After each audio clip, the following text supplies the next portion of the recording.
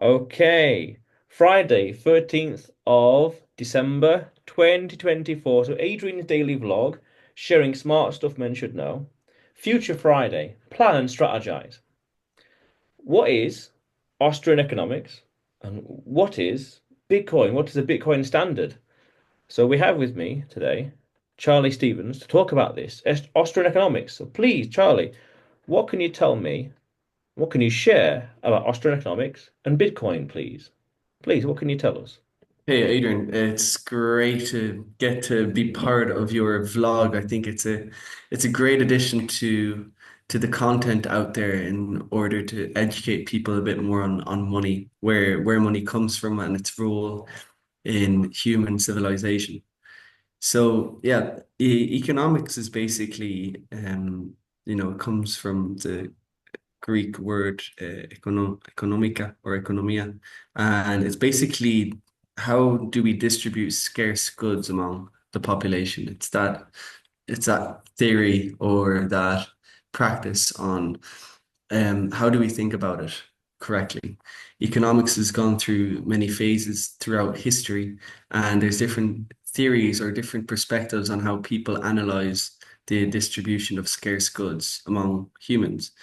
The one that's taught in schools and which is the championed economics is more the Keynesian economics. Keynes is a man who basically set the tone of world economics after the Second World War. And the way he looks at economics is through the lens of the government. So the government is the provider for all money, and the government has the ability to heat up or cool down the economy through its use of interest rates and its use of increasing the money supply. And this has been basically the predominant way of thinking about economics over the last 80 or so years since the Second World War. Austrian economics is a way of looking at economics through the individual. So rather than looking at through the lens of the government, it's through each individual and how each one of our actions impacts economics and how our actions are fueled by our need or our want to fulfill our needs. So as an individual, you're born into this world and you've got a set of options of actions that you can do. You are going to act uh, in the hope to fulfill your need ultimately, right? You want, if you're hungry, you look for food and you eat that food, depending on what is the most convenient or realistic or practical way that you can attain that food. You will then act in order to attain it and then eat it to fulfill your need of hunger. The same can be said for all your basic needs, whether that's, hunger, thirst, sex, community, being able to connect with the community, being fulfill your need to to procreate, your need to excrete all the bad things that are in you, whether that that those are physical or mental. All of these are the basic needs that drive humanity. And we build upon those basic needs. So how and why is money so important in this whole role of economics, right? Money is an emergent good that comes over time when humans decide to save all of their work, the value that they've attributed towards society in something that can be stored and then used again in the future to be able to attain the goods that fulfill their needs. Money is the ultimate coordination tool for humans, for us to be able to build upon society. If you give me money for the service that I've provided you, there is trust that that money is going to be able to attain similar amounts of goods in the future that it can attain for me now. So Austrian economics basically analyzes human action and a set of priorities for each individual, and then tries to then conclude based on these very basic axioms that we can all agree on on how we are incentivized to do things. Okay, so that's the very basics. It was founded by Carl Menger back in the 1800s, and he was famous for the idea that value is inherent in the consciousness of men and is not objective. Each individual values the things around them differently depending on how those things fulfill that person's needs. You know, someone who's in the desert is going to value a bottle of water much more than someone who lives in Iceland where there's flowing rivers everywhere with crystal clear water.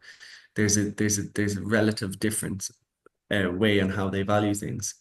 The same can be said for, someone who is in Dubai and wants a Lamborghini. They might value that Lamborghini quite highly, but someone in sub-Saharan Africa, you know, might not put that at the top of their priority list given the resources that they have and, how that Lamborghini fulfills their needs when there's not even any straight roads or flat roads. So there's all of these different ways of valuing things from different consciousnesses throughout the world.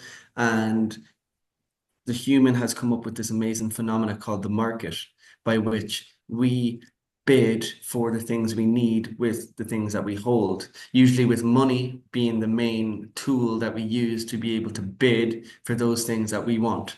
So if I want some coffee, I have a form of money that I choose to use as my savings device, right? And then when I wish for coffee to wake me up in the morning, I give over a certain quantity of my money. I bid for coffee in the market. So I am willing to give up a certain number of my sats, my main money that I use for the coffee that I value. And in this market, there's a certain amount of coffee available, and there are a certain amount of people who are demanding that coffee through bids, through their money. They put the bid of their money.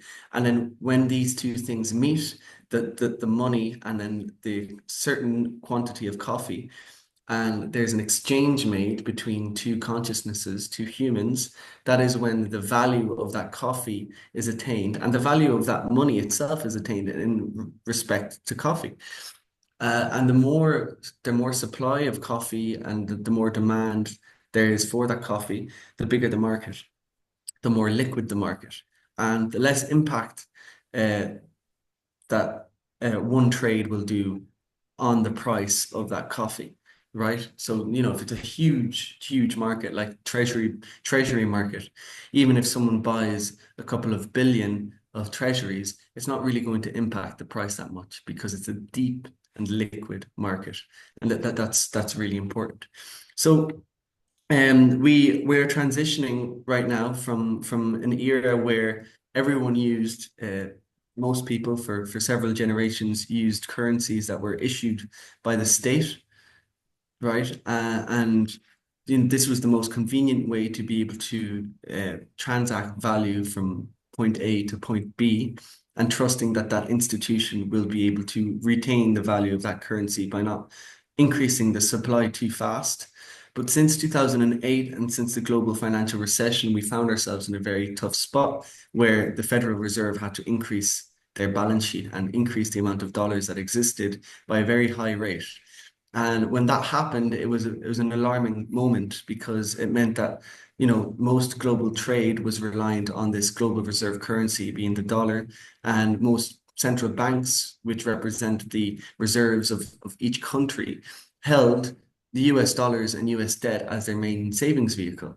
And if everybody's reliant on this reserve to be able to maintain its value over time, but the institution or entity that issues these main savings vehicles, that is US debt and US dollars, ends up diluting the value, then everyone who did rely on that US dollar is now starting to ask themselves, why am I relying on this as my main savings device?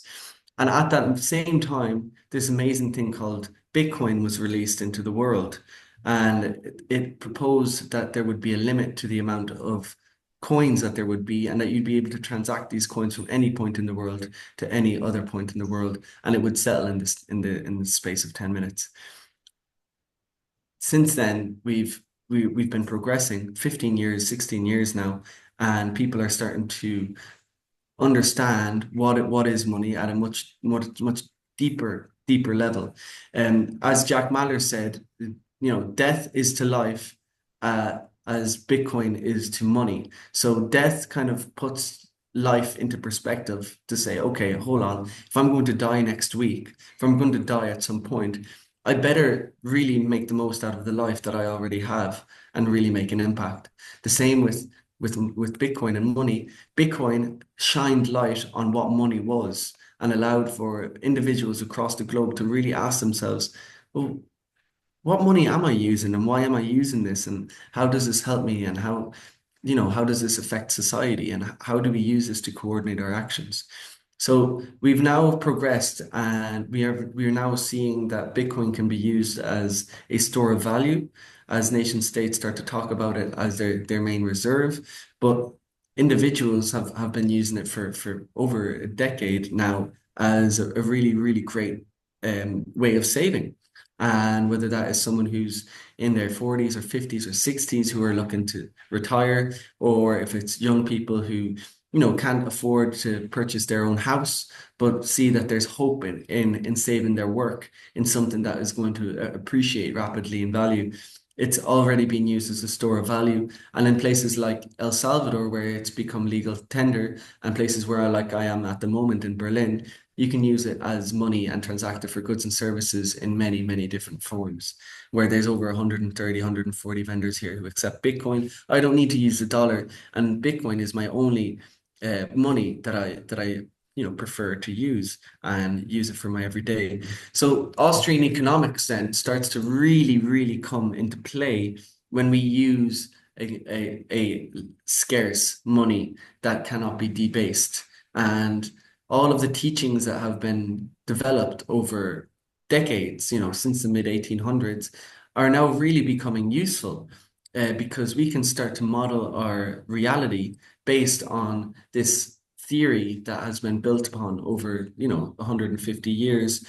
And it proves to help you in your decision making when using up your money or when deciding to save on in a certain money or when you do try and invest it into a capital good or you are trying to start an entrepreneurial endeavor, things become much clearer, much more systematic.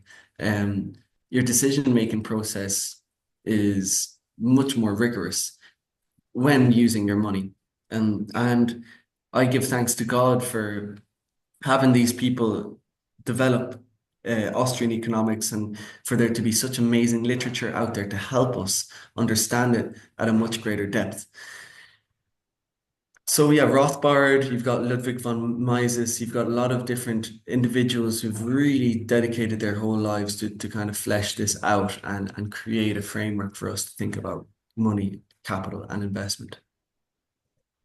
Interesting. A lot to unpack there. Some interesting words as well. As you mentioned axiom, you alluded to praxeology, and you alluded to the coincidence of wants and bartering. Interesting.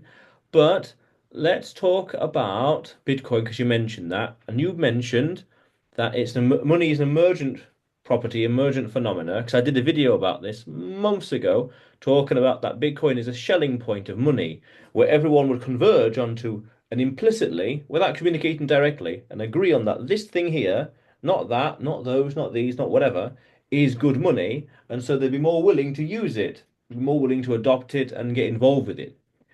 That's fascinating. What can you tell me about that in a sense of economics, please?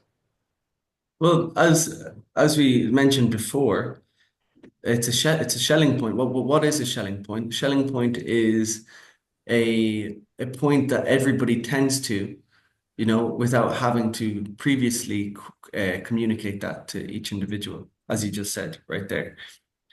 So when we were talking about Austrian economics and the decision-making process of each individual, when they decided to act, they wanted to fulfill their need. They wanted to fulfill their need. When someone works for somebody else and serves the need of another individual and they want to pay them, that individual can decide, okay, this is what I wish to be paid in. If I'm going to do a service for you, I say, listen, this is my deal. This is a contract. I do this service for you. I might uh, provide a logo for you. I can design a logo for you. And I do a really good job and you're really happy with this logo. Now, there's a condition.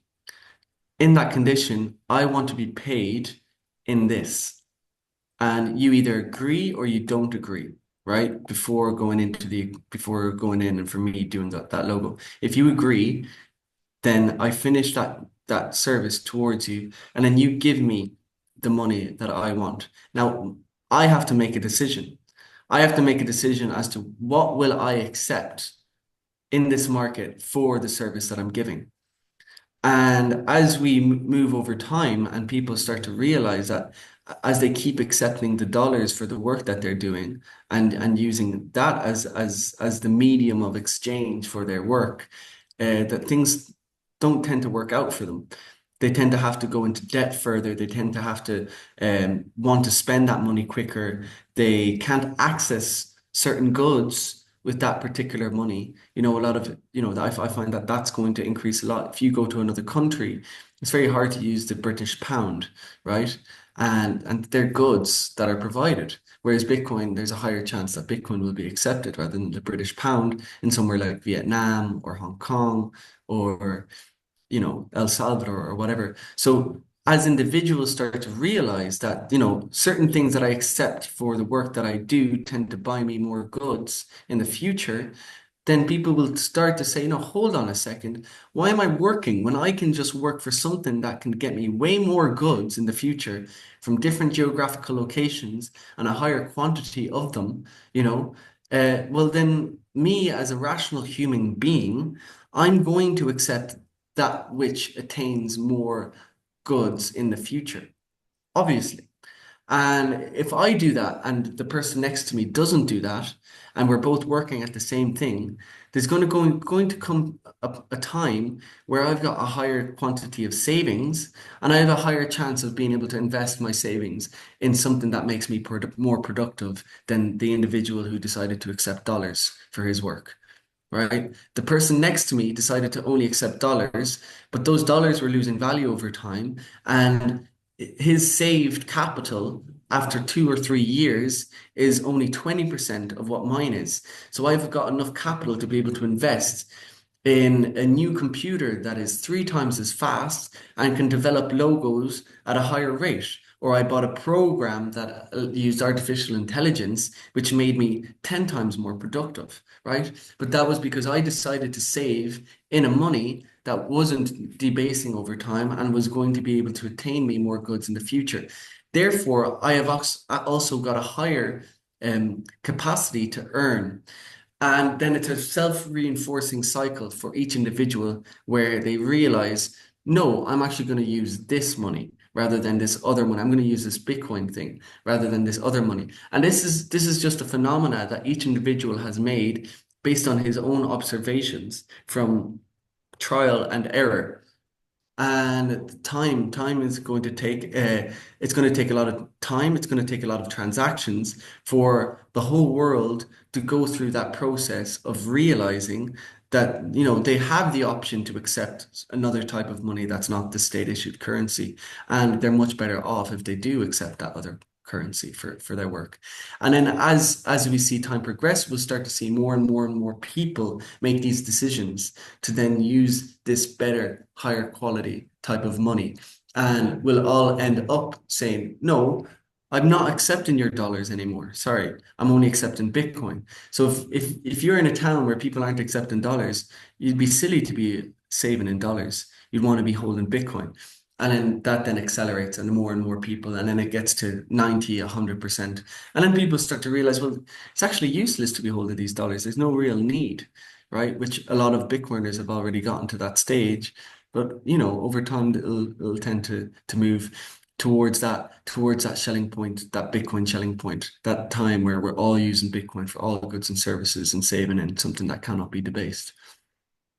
Fascinating. Yes, it reminds me that that meme that talks about Bitcoin is the apex predator in finance. So all roads lead to Bitcoin because all in when you look at the world and when you look at it through a sense of everyone's got the same problems and same incentives, they all, logically speaking, all converge on Bitcoin because they all want something that's deflationary, meaning something that saves into the future. You buy it today, it appreciates more. There's a great website out there pricedinbitcoin.com, I guess, talks about how the price of this thing or that asset has gone down by 50, 100% over the past 5 years, meaning that one Bitcoin, and by logic, one Satoshi as well, over time buys you more and more things. That's powerful. And that means that we are able to think more into the future, thinking long-term planning and strategizing for the future more so. This vlog is a good example of that by being on a Bitcoin standard and thinking way in the future recording these videos so that the grandchildren, yet unborn, decades into the future, can watch these videos, a nice big archive, and learn things. And it's the same with a few other stuff that I do outside of this vlog as well for the future. That's powerful. And I think also as a result of that, a deflationary spiral, products and services will increase in value because the vendors will have to really persuade people to part with their Bitcoin. If it's as it's going to increase in value, they'll have to really try hard, trust signals and high quality products in order to part them, in order to persuade them to Convince, buy their product. convince, yeah. Exactly. And that I think is powerful, but that's going to take years to play out. And I think it's happening, I suspect, so I imagine so, on the ground in El Salvador, but that's a whole other Absolutely. situation. You But you go to a place like the Bitcoin farmers market, and then you start to see the products that tend to survive and those that tend to not survive. The ones that are higher quality, more natural, less processed, even if they're a bit more expensive, a Bitcoiner is much more likely to purchase these goods because they know they'll last over time and they'll have effects on your body that will allow your body to remain for a longer time with a higher quality of life. mm, And we're seeing this in real time happening at this Bitcoin farmers market. My mother's selling some foods, and she's selling bone broth and lemon meringue, and then like freshly made peanut butter. All of the products that take time to be able to make, but are really high quality, very nutritionally dense, and products that aren't easily made like that, but that people are much more willing to depart for their long-lasting sats to buy food that will allow them to last much longer as individuals.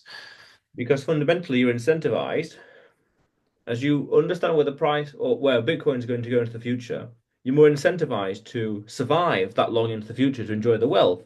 So therefore, you would be more inclined to look around you and say, well, is this thing, is that thing, is this food helping me survive that long into the future? Yes, no, maybe. You're thinking more long term, and then other parts, other aspects of your life start to be more long term as well. I did a video about this months ago as well, where we're all atoms. Everything fundamentally, depending on how reductionist we are, is all interconnected. You change this one thing over here, and its fundamental changes in terms of Bitcoin and its ten first principles are immutable. These things won't change. Everything else slowly changes as well. And it'll take I think 15 to 30 years from today to see big fundamental shifts in society well into the future based on Bitcoin. But that's a whole other conversation altogether. But we got a Yeah. few minutes left. Any thoughts, anything else you want to add or explain or mention while we're still here? Well, yeah, I just want, if anybody is listening to this and they have their wealth in different areas, they might have their own pension, they might have stocks or whatnot. Um, if you're interested in what you're hearing, if you're interested in what this Bitcoin thing is, and you want to learn a bit more about how can you start transitioning your wealth into something that lasts much longer, and what does it mean to actually own your own money and save that money properly, structure your Bitcoin so that it serves you and your future life in a way that allows you to really live a fulfilling life, one with purpose and one where you can add value. Excuse the noise. then please also reach out to me. I'm dedicated just in terms of my brand, the natural investor. The aim is to help people be able to transfer their wealth, their liquid wealth from traditional assets into Bitcoin, and then to be able to structure their Bitcoin in a way that serves them and their purpose for their future life. If you're, hesitant about the government that you're living under, you don't trust the pension that you're, promised to have, there's ways to bolster up your finances for your future, for your pension age, for, to be able to give something over to your offspring in a way that's structured and safe and secure. You can always reach out to me, the natural investor. I'm here. We have our own Bitcoin center in Berlin, which is a small town on a volcano, purely on a Bitcoin standard. I've been here for over a year and a half. And here we have all the tools to be able to be sovereign, for you to be independent with your own money. So do reach out, always there to be able to hear you and listen to what your situation is and try and find a way in order for you to have more control over your money, more independence, more sovereignty, and to be able to think more clearer into the future with more options. The natural investor. The natural investor, correct. Investor. Perfect. But otherwise, Charlie, thank you very much for coming on today. Absolutely. Yeah. Adrian, same as thank you for your time. Thank you for your attention. We'll see you when I see you. Yeah. Yeah, it's a small world, I always say. It's a small world. Cheers. But otherwise, Adrian's daily vlog, sharing smart stuff men should know. Subscribe for more. You know what to do. And you will see me tomorrow.